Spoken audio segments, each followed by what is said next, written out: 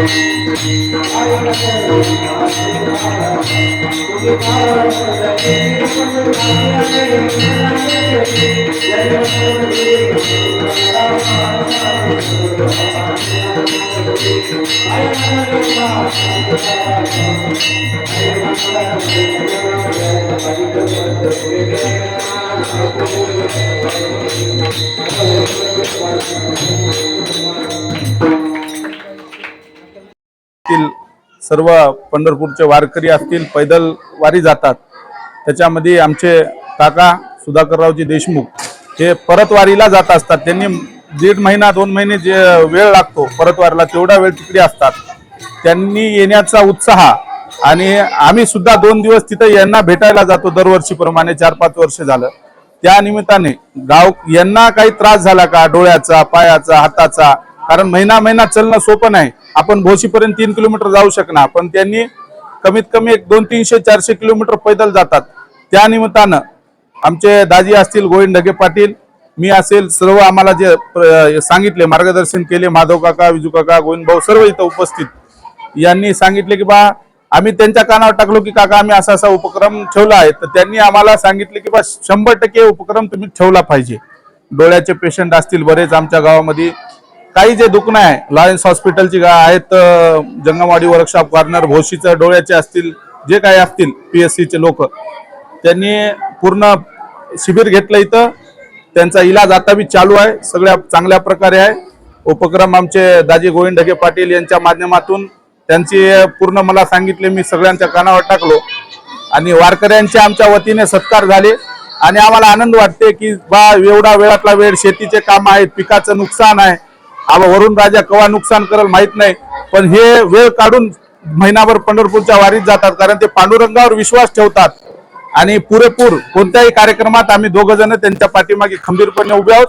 कोणतीही मदत लागो काही लागो, त्यांनी आम्हाला अर्ध्या रात्री माऊलीने सगळ्यांना कळवली, आम्ही त्यांना मदत करत राहू, एवढंच सांगतो।